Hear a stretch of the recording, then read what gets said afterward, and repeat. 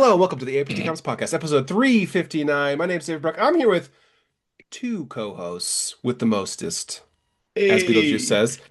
Alex Schlesinger, Chris Coplan. We're here to break down the year of 2025, the greatest year in American history, the great, the greatest comics that ever is made. such a lie. That's Anyway, wild. yes, this is our best of episode. 2025 was a year that felt impossible to summarize, I'd argue, until you actually sat down and tried to, which we did. I I just did it. I went, But then you know what? Even though the world was turning, comics didn't slow down at all. It didn't get any simpler either, and didn't wait for anyone to catch their breath. If anything, the medium doubled down on risk. I mean, we got more crossovers than ever. We've got indie creators taking big swings, and publishers experimenting left and right. Some books burned bright, and some vanished all too soon. The best of 2025 isn't about consensus, though. We're not here to tell you, this is the only best, because art is subjective. These are our opinions, of course. And it's about the books, creators, and momentums that stuck with us, right? I mean, we've been talking about comics almost every single week this year, um, which means we have an insight that maybe others don't. And this Mhm. conversation wouldn't exist without the voices alongside me every week on the APT Comics Podcast. Chris Copeland, Alex Schlesinger. How you guys doing this week? I'm raising the roof. If you can't see, that's how I feel. I'm If you're raising the listening to roof. this, Hooray. this is also going to be on YouTube, so you could watch him raise the roof right now if you felt like you were It's missing better out if you listening don't. to this. Just hear me raise the roof. You Hey, guys, hey. you guys didn't just help us cover the year, you helped interrogate it, argue with it, and celebrate Wow. it in real time, huh? Controversy. Wow. Sounds like my relationship with my parents. Hey. You guys have enthusiasm about comics like me, you wouldn't be here every week doing this. But also, we all have critical eyes, right? I mean, we try not to be negative on this show, but sometimes it leaks out. Well, Mm, I actively try to be negative sometimes. I was about to That's say, I true. try not to be too positive. That's true. We try to be honest. So, what follows is going to be our snapshot of how 2025 felt from our eyes, from our corner of the medium. The highs, the surprises, the misfires, and whatnot. So, let's dig in with our first category, Best Single Issue. This is a tricky one, guys. Who wants to go first? Should I go first, since I'm the guy setting Go this all for up? it. Do it. Yes. Sorted Crisis Events. Not everyone thinks this is the best book ever, and they may be in this room. But I have never been so called out. hey, I didn't say anything. You did. Uh, Dennis Camp, Eric Zawadzki, crushing it with, adding to the comics medium and the way we tell stories. It's razor sharp. Every issue makes you empathetic to a different, very grounded, down-to-earth person who happens to have to deal with this sci-fi world, this supernatural crap going on around them. It's a devastating satire, but this first issue in particular, especially compared to the following six issues that have come out already, it's exercised. It gives you a sense of the chaos of this world where anything can happen. Babies bursting from people's stomachs as they're being born in reverse. Barbarians showing up out of nowhere at one point, and then film crews trying to capitalize on that with basically free special effects because of the sci-fi stuff going around. So it's a really good first issue that set up so much, and it just cascaded from there. I think it's going to be on a lot of people's best of lists for those reasons. But this first issue I thought was excellent. And you guys Yeah. don't have to argue or agree. Just you could just you No. could. Alex, go ahead. I'll make my point after you. I'm just gonna say, as a first issue, I also loved it. I actually haven't read every follow-up issue just because Right. anthology type things aren't my like favorite thing in the world. Like I love like more maybe interconnected plots, but as Mm. an initial issue, it was very well done, felt different. Art was gorgeous, so totally see why you and other people would consider this like one of the best of the year. I would definitely say that I do like this first issue. I have subsequent issues kind of with the follow-ups in terms of like, I don't know, it just feels a little derivative at sometimes, like emotionally and thematically. Sure. But like I would say at least the first couple issues, the first issue for sure is everything that people make it out to be. It's a really solid start and it like sets the universe and the tone really, really well. Hmm. Alex, what was your favorite single issue? Yeah, my favorite single issue of the year was Power Fantasy number 13, written by Kieran Gillen with art by Casper Wingard. Not only do I think Casper's art has just like gotten better and better with every issue of this series, but this issue number 13 really felt like the culmination of like every storyline that has been happening since issue number one. I mean, there's like at least one twist every issue, but there are like several twists in this issue. So many like major like lore and story altering twists that I don't even want to like specifically talk about them for people who have like not even started the power fantasy, but also as someone who just finds the politics of nuclear war Mhm. very interesting. That's obviously the basis of this entire series, but there's a great line that someone says in this issue. Basically, they say like the only ethical choice to make with nuclear bombs is to not press the button. Very like prescient, important work being done in this comic about superpowers and the like proliferation of nuclear war throughout the world, and this is just a great comic. Yeah, the series has had me from the very start. Kieran Gillen, who's been writing superhero comics for so long, is finally getting to do sort of like I think he even has said this is his last superhero series. So every issue feels poignant in a way only a guy who's been writing superhero comics for so long could. He's also been pretty clear that like this comic is like what in an ideal world he would have done with Immortal X-Men. Mm, Like the Mm. sheer level of politique and backstabbing, but right. also like love the character show. So if you liked Immortal X-Men, this is like Immortal X-Men unleashed without any of the baggage of decades worth of X-Men history. Totally.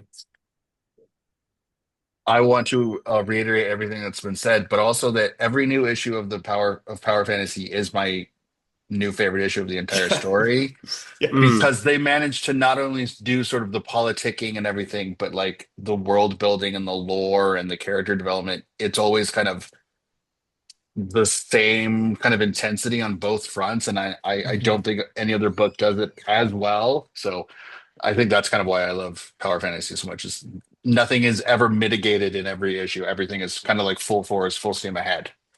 totally. How about you? What's your favorite single? My favorite single issue was The Voice Said Kill number 4. I feel like I've been talking about this book like so much this year to the point of like probably Yeah. being annoying, but I don't care because I just think it's that good. Like to me, it's everything I want in a crime story in 2025. I think it's really intimate and personal. It's weird and unsettling. It's different enough that it sort of makes you consider like, well, what is a crime story? What does that actually kind of entail? And Vanessa Ardelere's art is just amazing. I mean, like I've never seen somebody draw a swamp so effectively and just so like beautiful and terrifying at the same time. And Cy Spurrier, I think is he understands character in a way I don't think a lot of other comic book writers do these days, and he builds kind of this really intimate, focused kind of story about this pregnant woman having to deal with this kind of terrible moment in her life, and what does that say about parenthood and human survival and the things we do to kind of get by. It's just such a brilliant and amazing book, and I'm going to talk about it more and more whenever I can because we still have a trade to come out. So you can't stop me. Look, you could invest in a soapbox, bring it to a public area Okay. in your town, stand on it, and then And just be that guy that just just talk. scream, "Hello, good people of Central Phoenix." The mayor will show up one day with with Cy Oh, Spurrier, and he'd be like, he wants to say something. He'd be like, he please wants get to. off the box. Please. Please. You're scaring people. We've sold all the copies. We can't help it. No, that's a great pick. I love the title too. I think it Yeah, might be the best title of the year, even. absolutely. Like hands down. Mhm. Moving on to best graphic novel. Would anyone like to go first? Yeah, I can talk about mine. My favorite graphic novel, it's like graphic novel slash anthology, was Young Men in Love, New Romance. If you didn't read the original Young Men in Love, it is from A Wave Blue World, a small indie publisher. The first anthology graphic novel came out in 2022, and this follow-up came out this past year. It is an awesome queer anthology. Of yeah, men in love, and it has like every single genre possible, amazing art, creators like Al Ewing, Luciano Vecchio, Anthony Oliveira, Josh Cornione, Josh Trujillo, Daryl Toe, Bradley Clayton, Joe Glass, like such an amazing lineup of queer creators. So if you're interested in genre expansive anthologies and stories of young men in love, highly recommend this. And if you do buy it online, this is just a little plug, you do get a free bookmark, and the bookmark is really cute, and I use it in like every single book that I'm reading right now. So if you want Man, free bonus. shit, It's just really cool. I mean, romance comics have kind of fallen off in the last couple totally. years, and having a queer one makes it even better, especially in these troubling times. And the And fact this that it's an anthology is so cool too. Yeah, and this is the second time the anthology was started as a Kickstarter. So if you're Ah, also interested in it, I feel like the third volume probably will be too, and you can get like a bunch of extras and variant covers for the collection if you want to invest early. So highly nice. recommend. Very nice. I hadn't gotten to read the new romance, but the first volume I really liked just because yeah, of all the kind of genres. I mean, I feel like they really kind of like give us a good cross sample of kind of everything. Totally. And that to me is cool because, I mean, it's nice to sort of like the romance angle is cool, but the fact that it's like romance and genre storytelling to me is Mm, really the great part. Yeah. mm-hmm. Chris, what was your favorite graphic novel? My favorite graphic novel was Trumpets of Death by Simon Bornell Bosson. It's like I hadn't really heard of it before I read it a few months ago, and it's just this like adorable, very endearing, deeply unsettling kind of story about this young boy, Antoine, who gets dropped off at his grandparents' house, and his, grandfather's kind of this terrible, curmudgeonly, potentially like toxic dude. Um, and so there's that tension there. And then when, they're off hunting for mushrooms one day, Antoine kind of like wanders off, and it becomes this really intense story about kind of what it is to grow up to be a man, intergenerational conflict and trauma and all that stuff. And it's just this like it's such a beautiful, beautiful book that takes like these vivid kind of psychedelic turns as like, you see Antoine's journey kind of through the woods and what happens to him and the things that he sees and the things that maybe are like possibly hallucinations we don't really know, but in like the kind of mixed with a kind of this gritty grounded narrative around his grandfather.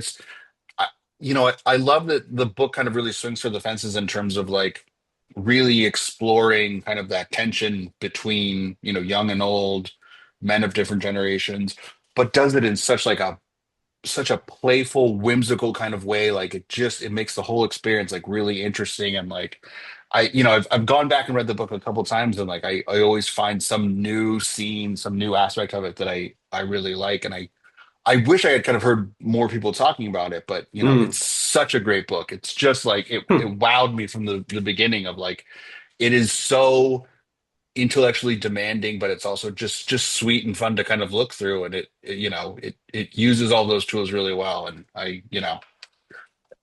read more graphic novels than I did any other year, which is saying a lot. Yeah. And Hmm. this one definitely stood out like in a major way. Mm. The use of color is really striking. Yeah, right. All of it, everything that Simon did across the book is just it's so great. I wonder if less people have picked it up because the title Yeah, the makes them title isn't that great for because they're what like, the book oh, actually Trump. is. Yeah, yeah. Uh. Not very inviting. Yeah, No, yeah, yeah. No, that's cool. I haven't checked it out myself. I admit, and I should. you definitely should. I think it'll be worth your while. My favorite graphic novel was Drone by Jesse Lonergan. I've been a huge fan of his for quite some time. I think this actually ended up in our AIPT official best of the year as well. This was I on everyone's best of the year list. Yeah, People like like everybody. loved which this. I did not see coming. When I picked it. Well, not because it's bad, because I didn't see anyone else's picks. Yeah. Yeah. But I'm a huge fan of creation myths and creation stories. So even like in a superhero comics, when there's like a sub story inside the story where there's a creation myth, I'm like, yes. And here we have just it's beautifully drawn because if you know Jesse's work, always playing around with layout, structure, with characters interacting with the gutters. And in here you see it multiple times in really creative ways. And in this story, it's basically a creation myth of a god made of stars laying the seeds of life on a planet, and immediately the animals start killing each other, and then they lay another seed, and then they add a little conflict for them to resolve.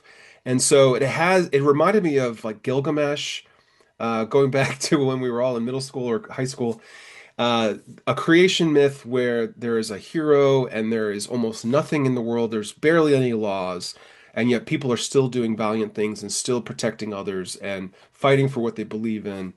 Um, so yeah, the mythical quality kind of lingers with you, blending in this a lot of ambitious and emotional weight by the end of this tale. So I think anyone could pick this up too. It's lighter on reading, so even younger readers I think could pick this up and find something in it. And yeah, Jesse, I mean, I've always been a layout guy, with 5,000 reviews under my belt. Like when a layout is crushing it, I'm like, okay, yeah, give me this. And Jesse is like leading the charge on that, I think. Nice. I will say that like when this book kind of came out, I think it was getting like a decent bit of buzz, and it's nice to see that it's kind of like I think people have gathered around it in a really important way. We don't see a lot of like single book, single kind of issues being championed in a major way. And so when that Mm. happens and it's for a book that is this, I think, inventive and clever and just really fun, it's really kind of heartening to see that, yeah, like we can uplift some really amazing stuff. It resonates with people for sure. Yeah. Moving on to Best Writer. Wow, this is a lot of people's favorites when it comes to best ofs Yeah. at the end of the year. I will go first. I am going to pick one that no one saw coming. No, they did. That's sarcasm. Anyway, Dennis Camp, favorite writer of the year. Just genre defining with assorted crisis events, blowing us away with Absolute Martian Manhunter. Obviously, the artists that he's paired with are doing a lot of the heavy lifting, but I mean, it seems as if everything Dennis Camp touches is gold. Not to mention their work on Ultimates, which superhero comics typically keep it safe when it comes to political elements or ties to actual social justice issues. Yeah. And Dennis is putting it into every issue of Ultimates, which, is leading to the biggest event that we're about to enter next week, or actually this week when you're listening to this. Most of his books are some of the most talked about books of 2026. I think Martian Manhunter is up there for many, and I think Martian Manhunter is the kind of book that you could give a lapsed comics fan, and they will go, "Holy crap, I need more of this." So exciting stuff from Dennis. Dennis has been an up and comer. It feels like for only about 2 or 3 years, and I think they're crushing it. And they're AAA writer at this point Oh yeah, we are undoubtedly in the era of Dennis Camp. I mean, just hit after hit in a really impressive way. So I think this is going to be many people's like number one choice on these types of lists. for sure. I did an interview, or we did an interview recently with Dennis, and the insights, the way they kind of talk about storytelling and character development, I think is indicative of somebody who really puts a lot of like thought into laying out. the story in a really specific and novel way, but that is also familiar. And it's, I think part of that is, what people are picking up on is somebody who's very much like thinking about how the character and story kind of work hand in hand, and and then also how you just have cool and interesting kind of visuals and weird moments and all that stuff. But always at that core, I think, is that like that dedication. Yeah, yeah, he takes this very serious. It's not a paycheck. Yeah. I mean, it is, but it isn't. But it is, Yeah, but yeah, yeah. yeah. I hope it is. God.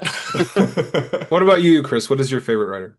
My favorite writer was Zach Thompson, who I also got the privilege of interviewing earlier this year for one of my patented deep dives. The thing I think I like about Zach is, I mean, especially in kind of the 2025 output, especially, which was centered around Cemetery Kids Run Rabbit and Hmm. the second part of Into the Unbeing, I this is somebody who like very clearly understands, I think, genre storytelling. Both of those books are markedly different kind of genres, but you can kind of see some kind of connective material kind of between them. But mostly, I think they're just great kind of stories about people figuring out where do they kind of exist in the world, where do they kind of, stand on different things, how are they being kind of influenced by the world, how can they influence the world in return. Like I just think that as he's doing these really kind of very specific genre stories, we're getting some really, really amazing stories just kind of about what it's like to be alive right now in the world and having to like deal with this kind of weird uh changing of the guard in a lot of way, and how does that affect us, and how do we sort of deal with that, and how do we make sense of it all. And so I think both of those books uh do a really great job of kind of continuing that. And that's on top of 2024 he had Blow Away, which was Mm. a You crime love that one. story. Yeah, I love that one. The Body Trade, another crime story, but like weird near future body horror mixed with crime, more genre stuff, but Mm. always kind of very character driven. And I think that he's somebody who is a really, really human writer, as dumb as that is to say out loud, but he's somebody who like He's very not clearly AI. no, he very clearly thinks about kind of like the big human stories that are dressed up in genre. And I just I don't think that anybody's kind of working in the same tone, tackling the same kind of ideas as he is. Hmm. Yeah, no, for sure. And he's been at it for quite some time For now, too. yeah, for years. Yeah, I feel like he's maybe finally getting some just dessert. Uh-huh. Totally. How about you, Alex?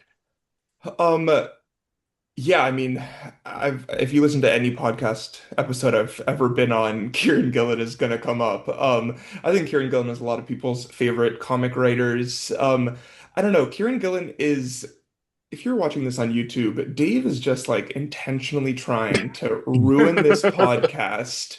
So if anyone ever messes up, we know who to blame. Attention seeking whore.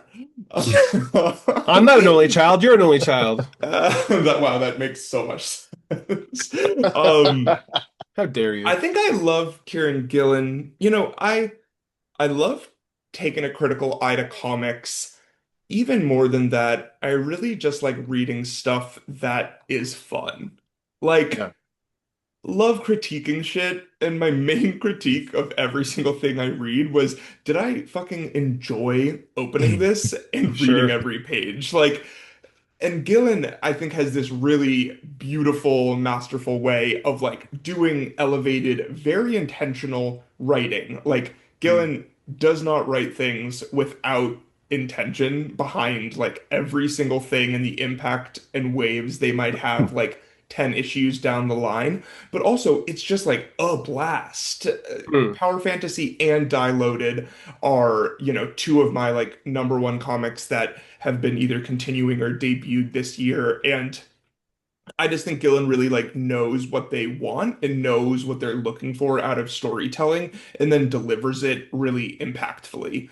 I think that they're accessible to like a wide range of readers. And yet, if you're like interested in diving deeper into political machinations, into philosophical things, into like real world magic with a K, then the comics also like offer the ability to take that deeper lens. And I think that's something that some writers can sometimes struggle with. Like either they're like esoteric writers or they're like average reader writers. And I think Gillen, similarly to like some, Grant Morrison comics, like can do a really successful blend of like high level and enjoyable. Hmm. Yeah, no, Agreed. that's good comparison to Grant. Yeah. When Kieran was on the show a year ago to talk about Power Fantasy before it started, you could just tell how smart he is too. Totally. Yeah. Hmm.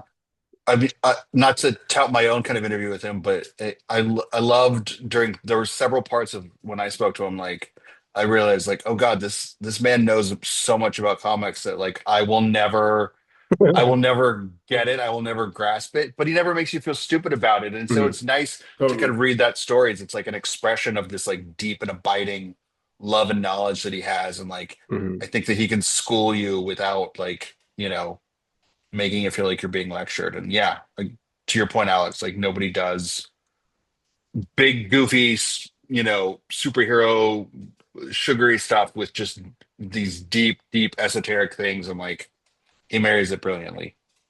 Not to mention he came from the same place we are, which is indie comics reviewers. And now look, he's Love he's that. he's living the dream. And now Moving yeah. moving on to our next category, best artist. Chris, what's your best artist? Who's your best I artist? I had What to is go. where? What Where's is your best? art? Who are Where? people? I went with Danny, just because there's two kind of books in 2025. Invisible Man, that four-issue miniseries Nice. from Image with James Tynion, and I thought was great. I mean, I've read all of the kind of Universal Monsters stuff. I think that one kind of stands out for being maybe the closest, but also feeling like kind of new and giving you a new understanding of kind of the Invisible Man lore and stuff. I mean, Dracula is definitely up there for me, but I think Invisible Man is, stands out for just like getting this character and doing new things with it. But I think the biggest one, working with Daniel Kraus on Athons Athansia, which I can never say out loud, which is this kind of like very weird graphic novel about a girl who like imbibes the bodily fluids of dead superheroes and like gains hallucinations and like it's this really really deep and effective kind of exploration of kind of the superhero trope and mythology and what value does that still have, but mostly I think kind of about addiction and the escaping kind of generational trauma and like it's just it's this really sort of like emotionally like cutting story, and then Danny's art is just like vivid and scary and terrifying and like it's just such an amazing book. And I think both of those to me, both of those projects feel like a representation of like why I think Danny does manage these like very sort of moody pieces, but that are also kind of very uh narratively rich and interesting. And like I just it's I didn't hear enough people kind of talking about both books, but I definitely think that they feel like kind of like high watermarks for her. And I think maybe people have like some association of like Danny's done a bunch of covers that are great, blah, blah, blah. But these two Yeah. books in particular, to me, feel like there's such a huge statement. And this year, obviously we're talking about 2025 and how great it was. And, I don't think you can talk about this year without kind of mentioning these books as being interesting, but kind of maybe unsung to an extent. I'm excited for her Batwoman with Greg Rucka. Yes. Yes. That's going to be cool. Alex, favorite artist? Yeah, my favorite artist was Evan Kagel. I just have loved the art in New Gods. Stylistically, it's just like so fun to look at. I feel like I haven't really read a lot. I know Evan Cagle's done a lot of Ram V collaborations, specifically a bunch of Batman stuff at Mhm. DC, and I've not read a lot of those collabs. So this was my first real exposure to Evan Cagle reading New Gods, which did start near the end of 2024, but has mainly lived throughout this past year. The bold lines, the expressive faces, the like cartoonish quality mixed with the like devastating emotion and intense action. I think the art is just really stunning, especially paired with, and I'm forgetting their name, the colorist just makes it like so good. Mm. Uh, Francesco Segala does like amazing color in the books Yes. as well. But yeah, Cagle, I think, has created the world that Ram V was trying to make with the New Gods coming to Earth after Darkseid's death. And I think it would have been a very different book without Cagle's work. And it's been one of my favorite books of the year. And I think a lot of that, obviously, Ram V is an amazing storyteller, but a lot of that comes from Cagle's art. So yeah, can't praise him enough. Yeah, their work on Dawn Runner was like, how is this guy Yes. not Yes, yes, doing yes, yes, more? yes. Where did this guy Yes, come from? It totally. it might have been one of those cases where a writer found someone on like DeviantArt. Is DeviantArt still a Mm, thing? Do people still use that? Or is it now like filled with AI probably? probably. AI important. My favorite artist of the year was Hayden Sherman. Got to talk to them at Fan Expo Boston a little bit, and it was pretty cool. They were talking a little bit about how they're working in a format where the pages are like, I forget the number. It was like 20 by 30 or something insane. So they could really get into the detail. Uh, I mentioned with Drome, I'm a huge fan of layout. Hayden's constantly playing with layout, especially like symmetry on the page. You saw it with Batman Dark Patterns, that 12 issue series that just wrapped up, written by Dan Waters. That book, gorgeous in so many different ways, interesting visually in so many different ways. But then Absolute Wonder Woman. So Hayden's always been doing two books a year, I think for Mm, at least 2 or 3 years. You mentioned earlier, Chris, Into the Unbeing, which they also drew and I think wrapped up this year. Yes. So yeah, three pretty big books. Yeah, huge books. I mean, obviously they probably got ahead of the curve on being at some point, but that's a lot of books for a person who's doing all the interiors and covers. So they must work fast too. But yeah, there's a dynamic element to the visuals on top of the layouts that is just it just punches you in the face. It kind of reminds me of like Romita Jr. in a sense, where there's a Mm. really good sense of mm. volume. Obviously, volume comes from the colorist a lot of the time too, but um, I think Hayden just won the Eisner as well at San Diego Comic-Con this year. So I think they're just getting started too. They're young artists who's really hit their stride. And with absolute Batman and Wonder Woman fighting each other soon in Hayden's book, that's going to be quite exciting too. I also think that Hayden doesn't get enough credit for being like really good at scale and like playing around with size. Like layout is one thing, but like Oh yeah. there are so many moments in Absolute Wonder Woman where like Hmm. you get a sense of like, oh man, the intricacy and the skill and like the planning to like play around with the size of the page and kind of like our place in that moment is just really, really amazing. On top For of sure. everything else that they do well. For sure. For sure. Moving on to best series. Chris, what was your best series? My best series is one that I didn't necessarily get to write a lot about, which is maybe good. Mm. It was The Amazing Spider-Man by Joe Kelly and Pepe Larraz and a billion other people who Romita Jr. deserve, yeah, thank you, who deserve credit. I mean, I think over the last probably 10 to 12 years, I've really tried to get into Spider-Man in an earnest way, and It's a it's not tough always time. it's It's a not always tough been time the to be a most, yeah, Spider-Man fan. it's not always been the most accessible Yeah. thing for a number of reasons. But I think this book in a lot of ways felt like kind of like a an unofficial restart, maybe a bit of a Mm, reboot in some mm, ways. And so I think it was inviting to kind of people like me who were like looking for that jumping on point. But I think it also, you know, built on thematically, tonally, kind of what Spider-Man had been trying to do over the last decade or so. And Yeah.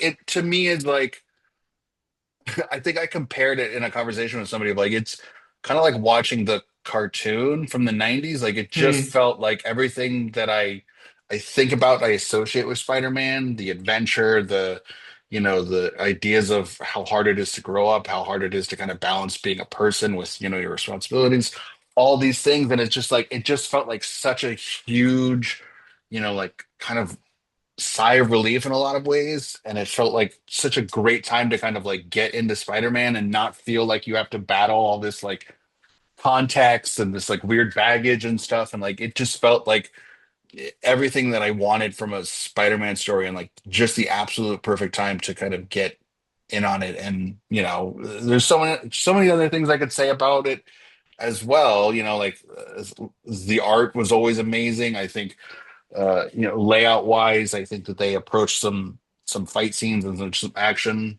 in a really Pepe's kind of novel insane. way. Yeah, just absolutely insane. Pepe's insane across that entire book, and it's every issue. I'm so glad that this book kind of came out when it did, and I think it's proof that like you can tell a really great Spider-Man story if you just kind of like tell the story, and that you don't have to like deal with a lot of background noise. Yeah, yeah. Joe was on this show before the series launched, and Yeah. I immediately was like more excited after talking to him. I thought it would be more quippy because they are known for giving Deadpool that quippy comedy. Yes. But what I didn't realize I needed was a more charming Peter Parker because he hasn't been Yep. charming in like Yeah. Super 15 years. charming. Totally. Super approachable. He Like has that boy next door kind of vibe now, definitely. Yeah. which he was sort of missing, especially you see in some more of the recent issues in space. But yeah, no, I've been reviewing ASM for a while, and Yeah. I think a lot of people are haters because of just how bad or how much they've disliked the book for Yeah, so long. yeah, you've Yeah. talked to people and they're like people who are hardcore Spider-Man fans have Burned not been people. happy. Yeah, have Yeah. not been happy for years, and now like I think it's they're like I don't know what to do with myself. Like this is a good I Spider-Man book. can't Like what's complain. yeah. But but with your pick, but also I think on Reddit just on Friday I saw people posting on multiple subreddits, "Hey, Joe Kelly's really good though." And then people getting on the bandwagon on this. I think it might be that snowball might be getting larger. Yeah. Yeah, people deserve to like come to this book. This is the Spider-Man book that we deserved. Mm. Well, maybe My not deserved, but But it's the one we get. the one we get. Thank we don't you. really have a lot of option. I mean, we don't have a lot of control over that. My favorite series of the year was Absolute Batman by Scott Snyder, Nick Dragotta, and others, including Jock. Obviously, the first four issues came out in 2024, so but a number of issues came out this year. The book has just Batman is so overdone. Every month, Hmm. there's someone on Reddit going, "Solicit tracker, how many Batman books are there?" And it's like hilarious. There's like 25 appearances of Batman every month, and yet. Absolute Batman has got people talking about Batman outside Yep. of comics, like politically even, thanks to, of course, Johnson there. Forgetting his first name, Daniel Warren Johnson. Daniel Warren Johnson. Yeah, with Yeah. the annual. But I mean, it's not only reinventing Batman in interesting ways that people have been talking about for years. Like, oh, what if Batman just fucking used his money to save things? Well, now he's poor. So, like, there, you got what you wanted. Now let's see what happens. But there's like a mythic quality to it. It's relentlessly violent. And it's the Yeah. reinvention of heroes. When this book was announced, no one was like, hey, Scott Snyder, he got to start doing horror. He did American Vampire for years. Maybe he's gonna do a horror thing, and no one said that. But now it's obvious. Like every villain is like the worst nightmare you've ever could imagine. So like it's interesting that it's got a horror vibe. Again, it shouldn't be that surprising though, with this universe that's, powered by the Darkseid's evil forces or whatever. But yeah, no, I think this one's on a lot of people's lists too because it's just so striking every month. I'm one of those people who is a Batman fan, but is also like a detractor of like there are too many Batman books, but like this one is never on that list Yeah. for everything that you said. But also, I just think that like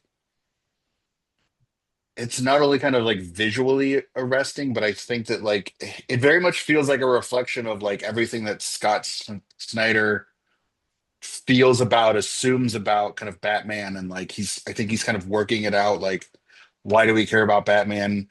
What happens if like he's younger? What if he's poor? Like, the charm of this book to me is like this is somebody who's clearly thought a lot about Batman, trying to sort of like interrogate why we care about this character, what value does it still have, and all these things. I think that to me is what makes the book so great. Is like it's very clearly trying to dissect the character while also telling, I think, a great multifaceted story that's Hmm. terrifying. And Yeah, twins. Yeah. definitely in my top three of the year too. I do need them to get rid of Selena's bubble helmet though. That is The my dumb like helmet. single I think she Yeah. stole it detractor. from Black Mask. It's I'm like, Black I Mask. fucking hate this. Smash it.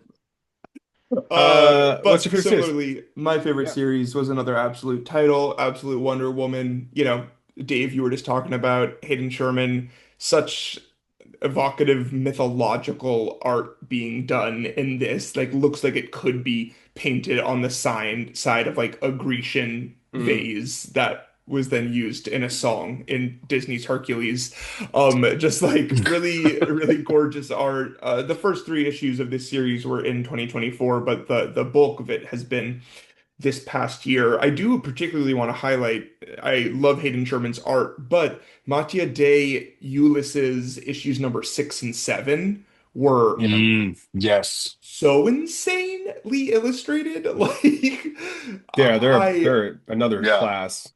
Their yeah, work with number Thompson on The six. Call, I think it was Yes, insanely exactly, good. on The Call, which was a great, freaky sci-fi comic, but specifically number 6 was like my runner-up for best single issue of the year. Like the scenes with Prometheus, Mm. Mm. just like wild. Like the rendering of the lighting and the shadows, it like just looked like stills from a movie, every single one, or like storyboards that would have been used in like the Wonder Woman movie of my dreams. I was just like really impressed with that guest artist spot. But in general, I love how all the core aspects of Diana are the same, but the origin, in my opinion, is like much more intriguing and just like engaging than some of Diana's classic origin stories. I'm like really excited to see what happens with Minerva and how she turns into Cheetah. Like Mm. Yeah. Batman's villain besties have transitioned so quickly, but Barbara was introduced really early on in Absolute Wonder Woman, but has continued to be an ally. And I'm like, even if she ends up being a ally of Wonder Woman's, like I feel confident that at some point she's going to be turned into Cheetah because she's like so interested in like Greek mythology and stuff in the comics. So that's just like one tiny little story thread that I'm really excited for. Yeah, I just look forward to every issue that comes out, and if that's not best serials material, then I don't know what is.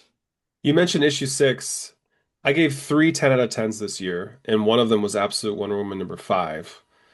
And I reviewed over 500 issues this year. So Yeah, like that's saying something, at least for me. I don't know. yeah. If you have any value in my scoring, I guess.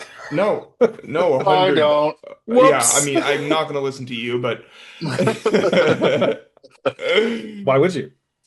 I want to pick up just super quickly on what Alex was saying, the idea of like the origin feeling very like